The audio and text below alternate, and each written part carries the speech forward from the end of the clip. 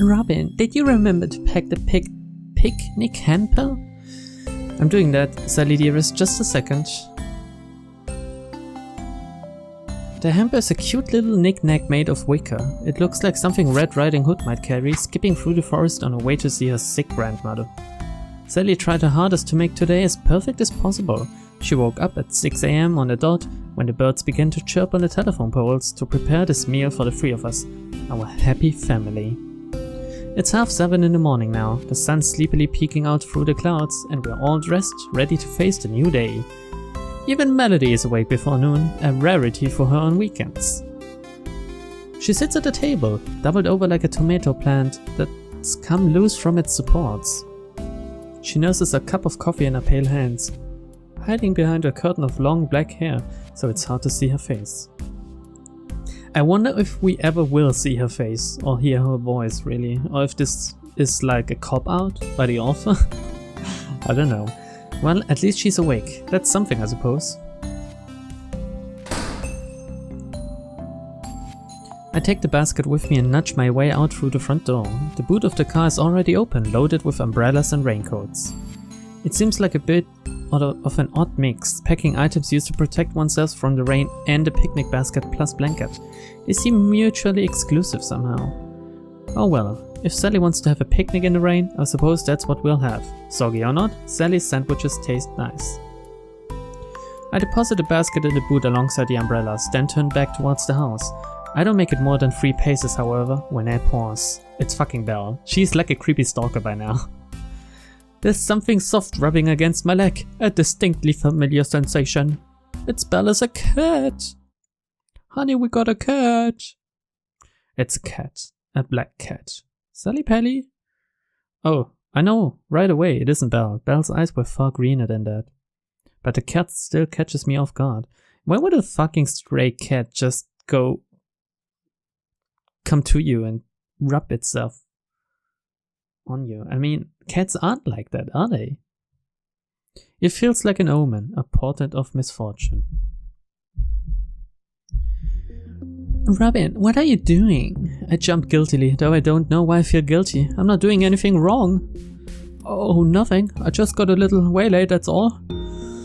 Waylaid? I start to panic. Why am I panicking? There's nothing suspicious about being nuzzled by a cat, is there? Oh, I see you've made a friend. How cute! Yeah, I guess I'm pretty popular. A real ladies' man. I've seen a black cat a lot like this one hanging around the neighborhood lately. Oh, you have you?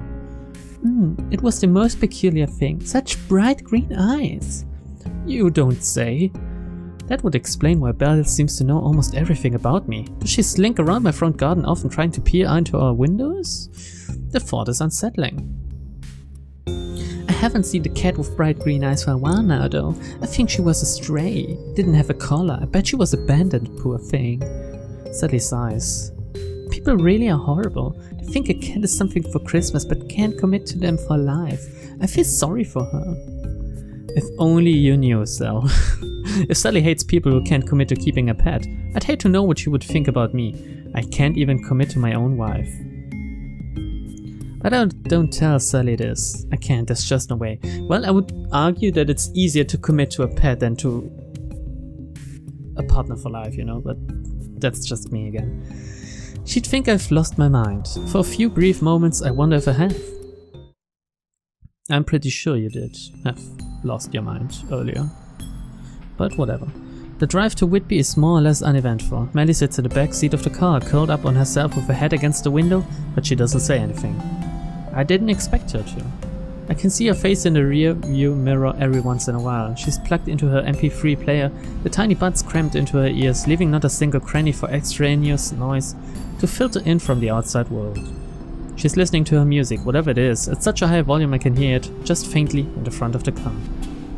I wonder what kind of music Melly likes. I don't know because I've never asked her. Because I'm an asshole. There's so much about my own daughter I don't know. I sigh, tapping my fingers against the steering wheel. At least we're all together, Sally, Melly and me. We sit underneath the same roof, brought together inside this tiny tin can of a car. It has to count for something, right? I make it count for something. We're going on a family trip. Today isn't about me, it's about my daughter. I don't want to be selfish anymore. Oh, listen to me. I don't want to be selfish anymore. Hey, maybe the weather will be nice after all. I try to engage Sally in light conversation, peering out through the front window at the road. Everything looks slightly discolored through the glass. It makes the motorway look even grayer than usual. It's kind of depressing. At least the sun is shining. The sun has never seen fit to make an entrance during our previous family outings to Whitby. Maybe it was struck down with stage fright. I wonder if this is a good sign, an omen. Not that I believe in omens. Yeah, you just talked about an omen earlier with the black cat, but okay. I didn't, at least, until I met Belle. Okay. Sally, however, doesn't seem to share my optimism. Instead, she crosses one leg over the other, her eyes narrowed. Just you wait, Robin. We'll need those umbrellas soon enough. She wants to be right, you know? Right, we'll see about that. I'll bet you £10, Sally Pally. Okay, you're on. Let's see who's right. And, smiling smugly to herself, Sally leans back into her seat and stares out of the window. Oh, well, fuck. By the way, Robin. Yes? You owe me £10. Shit. Alright. Don't sound so pleased with yourself. Did you want it to start raining? I didn't, but I had a feeling it might. It's rained every other time we came here. I didn't see a reason for it to change now. So you were going by past experience, were you? Yes, that and the fact it clearly said it was going to rain on the news this morning. I take a step backwards as though wounded, my eyes comically wide. You mean you were cheating this whole time? I wouldn't call it cheating. It's more like using whatever resources you have at hand to ensure your victory. You can use however many pretty words you want, Sally Pally, but it sounds like cheating to me. They'd throw you out of Vegas on the spot for sure. Sally only smiles, nudging me in the side with her elbow. It's a good thing we aren't in Vegas then, isn't it? Oh, you're evil. Practically the devil incarnate. And isn't that why you married me? Maybe it was. I've always been something of a masochist, I'll admit. Any child who willingly dedicated hours upon hours to playing Für Elise in their grandfather's dusty old study must have some masochistic tendencies tucked away somewhere. Again, some of the sentences in this are really overly complicated somehow. I don't know if it's just me because I'm not a native English speaker, but I really stumble over my own words sometimes. It's just not possible to focus on such a grueling task without a touch of masochism, particularly when making music is not that rewarding. Not instantly, at least. You have to work on it, kind of like marriage. I wonder if the wedding band on my finger is another strike against me. The three of us, Sally, Melly and I, are trampling dutifully around the ruined Whitby Abbey, located high up on its hill. As Sally predicted, the rain still hasn't let up. It isn't particularly strong rain, more like a light, ever-present mist, but it's enough to make me shiver all the same. Thank goodness Sally had the foresight to pack those umbrellas, otherwise we'd look like a family of drowned rats. Given the rain, Whitby Abbey is devoid of tourists. I suppose most people don't fancy wandering around a bunch of old ruins, even if they are very old ruins, and there's a chance they might get wet. I don't really mind, it makes everything seem more private. This abbey has a long history. Apparently it's where Bram Stoker came to draw his inspiration for Dracula. I wonder. I turn, examining the stone walls and vaulted arches that seem to grow out of the muddy ground. Without a roof, the abbey doesn't look like a real building. I could just as well be in the ruins of Atlantis, it's wet enough. Stranded on this hill, pelted by the rain, will I also have an encounter with a pale-skinned, blood-sucking monster? Maybe not blood-sucking, but pale-skinned? Definitely. A few days ago, I would have shaken my head at this foolish fancy and snorted at my own self-indulgence. Now, however, it doesn't seem too far beyond the realms of possibility. I've already met Belle, and she's about as vampy as they come.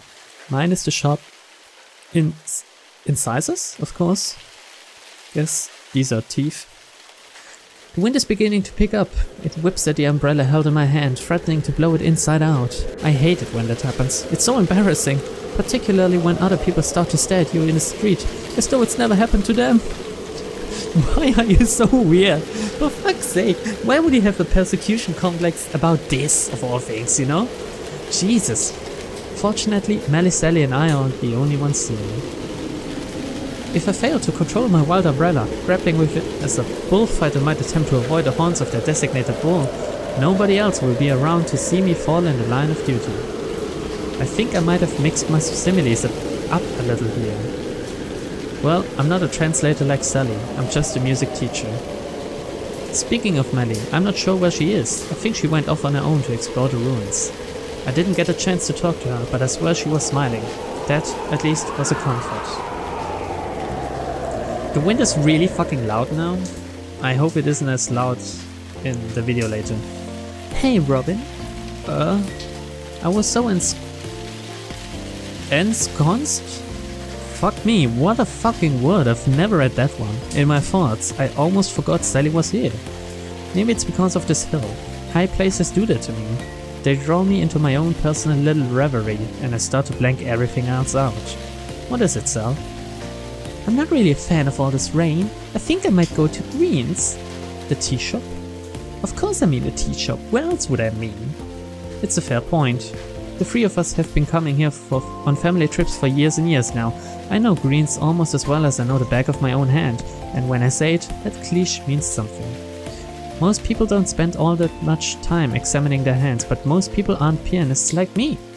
If you play the piano, you get into the habit of paying more attention to your hands than other people. They're kind of an important component of your craft.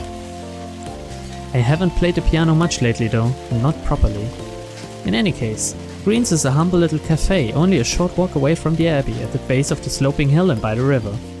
The interior decor is mainly comprised of wood and it has that comforting homey smell that seems strangely absent from chains like Starbucks and Costa. Though I like Green's, I find myself frowning regardless. I thought this was meant to be a family trip. It is a family trip, but more than that, wasn't this supposed to be a Robin and Melly bonding exercise? Well, fuck you too, Sally. I open my mouth, close it again, before I can say fuck you too, Sally. I can't argue with that, Sally's right.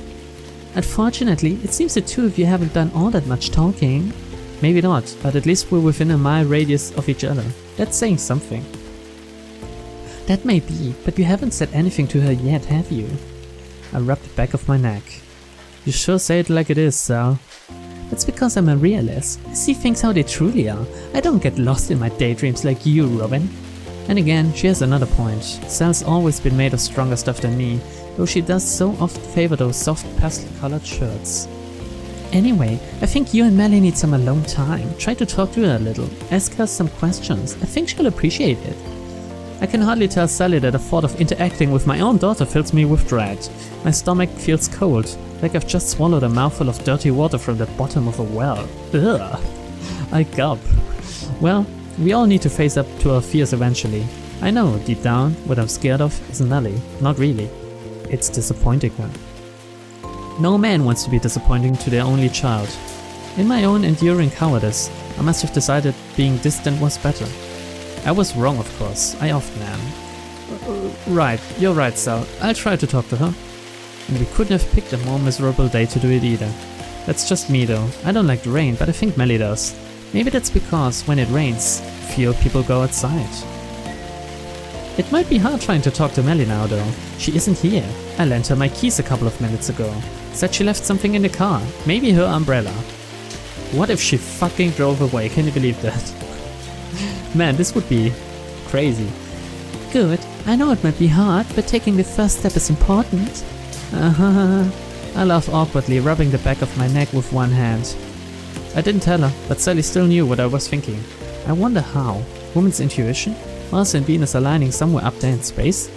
Maybe it's something softer, quieter, rather more understated than that.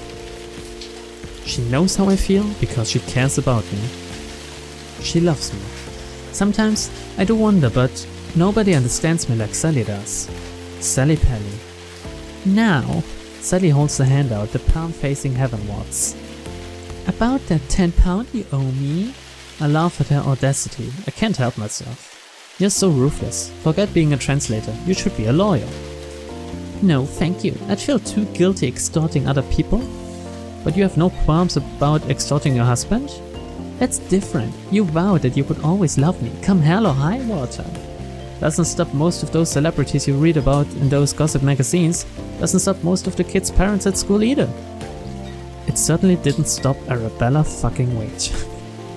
Yes, well, you just tried to divorce me, Robin. I'll have no fury, you know. I know. With a small smile, I take my wallet out of my pocket and hand the money over to Sally. Here you go, don't spend it all at once. Thank you kindly. Sally takes the money out of my hand and slips a slightly crumpled £10 note into her back pocket. Doesn't she have a wallet? I watch, framed by the ruins of Whitby Abbey, as Sally walks down the hill. Her blonde bun, pinned to the top of her head, bounces with every single step she takes. Even after all these years, she's still the same old Sally I married, my Sally Pally. You know, I distinctly remember reading about 2 hours earlier in this game that she wasn't like she was before, but alright. I shake my head, sighing. Guilt creeps up on me, an almost palpable thing with cold hands that makes me shiver. What on earth am I doing to Sally? To Mally? This needs to stop. I need to stop it all now. What started out as an innocent distraction has gone too far, and I'm starting to get scared. I must be scared, otherwise I wouldn't be shaking like this.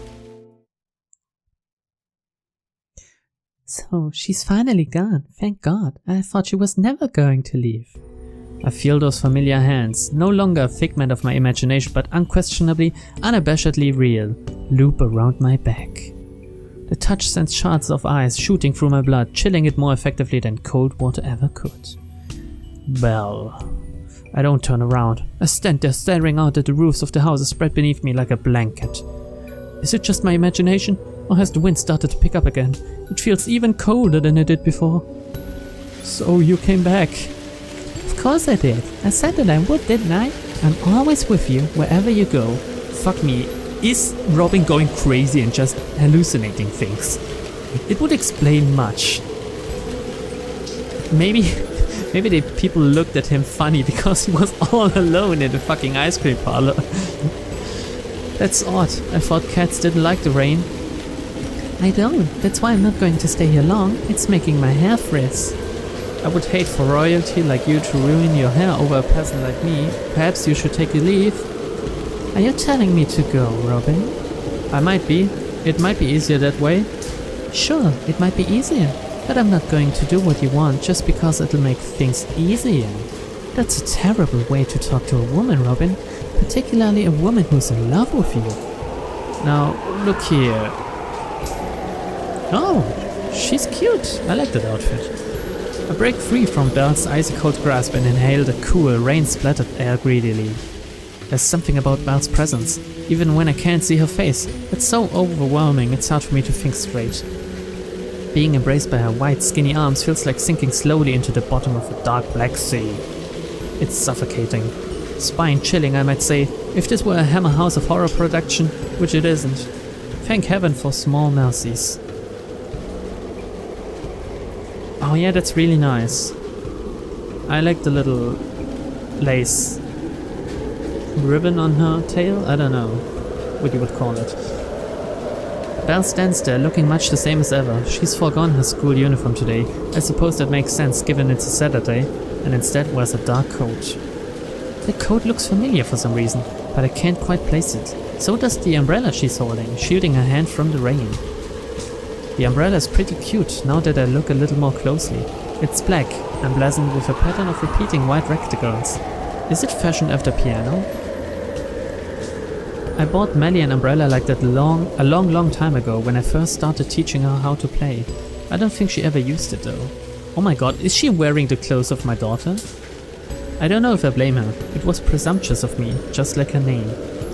I think you're the one who needs to look here, Robin. Belle's eyes are just as green as ever, so bright they pierce through the gloom. In the darkness, they almost seem to glow. This can't work anymore, Robin. You know it can't. What do you mean? I can't play at being a good husband and a father whilst being my beloved at the same time. Beloved? Do you really need to question that? I already told you that I love you. You did, but I don't know, maybe you were just playing around. playing around? Belle raises one eyebrow. Gonna her mischievous smiles, the light-hearted laughter. I kind of miss it. I don't like this new Belle, serious and intense, with those huge eyes that refuse to blink no matter how long I stare into them. That's so sad. Even though I explained my feelings to you, you still don't understand. You don't understand at all. I've always been rather dense. Sally was the one who asked me out first. She was chasing after me for weeks and I didn't realize. Like I care about Sally, like you care. Stop trying to fool yourself. But she's my wife. So what? It doesn't mean anything. Why should you care about your wife when you have me? Uh-oh. But I've known Sally for almost 18 years. And you've known me for 30. That isn't the same, Belle. I haven't known you for 30 years. I've got to know you 30 years ago. It's a difference. No, it isn't. It's not the same because she doesn't love you the way I love you. She can only love you as a human woman can, complaining and insulting and always finding faults. People are like that. They're so concerned with their own shortcomings that they pick on one another to make themselves feel better. It's not real happiness though, no matter what they tell themselves. It's all fake, hollow and empty. People are all hollow and empty. I'm not like that. I love you for who you are. I've loved you from the moment I met you. That's not true. She didn't love me from the moment she met me. Oh, she's biting me now. I guess she's a vampire. I gasp. All of a sudden I feel a sensation against my neck. It's warm despite the cold wind that laces through my skin, my very bloodstream. Belle is standing behind me. I can feel her chest pressed against my back. Her body flush against mine, like two pieces of a puzzle slotted together. Gone is her umbrella. I see it out of the corner of my eyes, lying discarded on the floor. It's a shame. I like that umbrella. It's just like the one I got Melly. It's hard to talk, hard to even think. There are lips against my chin, my collarbone trailing down my neck. Belle is pressing kisses against my skin fervently, hungrily, as though trying to claim every bit of my body for her own. I feel like a heroine in a horror story, like poor Lucy Westenra, who had her blood... fuck me! Who had her blood drained by Bram Stoker's mysterious count. Jeez, I was right. I don't need a vampire. I already have a demon of my very own, who's doing her hardest to drag me down with her into hell. The burning kisses combined with the icy rain make me tremble. My knees feel weak. I can hardly stand. It feels good. I'm sickened with myself that it feels so good, but it does and I can't help it. It's hard to breathe. I taste the rain on my tongue. All of a sudden, I recall what happened years and years ago when I was trying to tread water in Great Aunt Clarice's lake, even though my head kept bobbing under and I couldn't feel my fingertips anymore. I'm drowning again. I almost gave my life for Belle 30 years ago. Now, she's come back to finish the job. I told you before, Robin. Belle draws her lips away from my neck, her fingers digging into my shoulders. I feel her breath against my bruised skin, sticky with saliva and the falling rain, and it makes me tremble all the more. I'm a selfish girl. I don't like sharing. Another kiss. I'm the most selfish girl who ever lived, and who ever shall live. I can't stand watching you and your wife together like that, both of you smiling. It turns my stomach. It makes me want to kill her. But Belle, I wish I could reply with something, anything, but I can't. It's not possible. The words die in my throat, lost amongst the sound of the wind and the rain and the soft sucking noises of Belle's lips against my neck. I wonder if this will leave a bruise. Now, how the hell will I explain that to Sally? Maybe I could tell her Count Dracula got me, the real one, not Bela Lugosi, who is dead after all. That would probably be more believable than the truth. Please, Robin. Belle nips at my flesh with her teeth. Make up your mind. You need to choose between the two of us. It's rude to string two women along like this. If you're not careful, you'll break my heart. But why? Why now all of a sudden? I don't know. Maybe it was because I kissed you yesterday. It made me realize something. What exactly? That I'm tired of waiting around for you. I waited more than 30 years just so we could talk. Give a girl a break. I'm going crazy here. You're going crazy? I laughed, though it sounds more like a choked gasp than anything. What do you think you're doing to me? Well, I wonder. Belle giggles, her voice light and sing-song, and presses yet another kiss to my neck. Ugh. Man. I don't know what to say right now, to be honest. I turn, shaking. My body is far too heavy. It's hard for me to move. It doesn't do what I want it to do. I swear, it isn't my fault. She was the one who came on to me. Yeah, right. Like that excuse ever holds up in court. There's a good reason for it too. That's because most people don't know about spirits or demons or whatever Belle actually is. I'd look like a deluded freak if I tried to explain this in any rational way. There's no rational explanation to give. My breathing is wrecked. My chest rises and falls, but no matter how hard I inhale, I can't get enough oxygen to my brain. My skin is still prickling. So please, make up your mind soon, Robin, but remember. Belle tilts her head to one side and smiles, her black hair catching in the breeze. Hell have no fury. Oh my god. My heart constricts in my chest. All of a sudden, I feel like I'm going to vomit. What on earth have I done? You let one demonic cat girl into your life, and suddenly everything starts to fall apart. Who would have thought, really? I mean, usually cat girls are the best thing that can happen to you. At least that's what Japan tells me. Well, bye-bye, Robin. I'll see you again soon. And with that farewell, which sounds rather more ominous than a lilting tone would give one to suggest, Belle turns on her heels and walks away. Bye-bye. I watch as she departs, staring, for some reason, at that umbrella, clenched firmly in her hand. It's a wonder it didn't fly away, seriously. She let go of it earlier. How strange.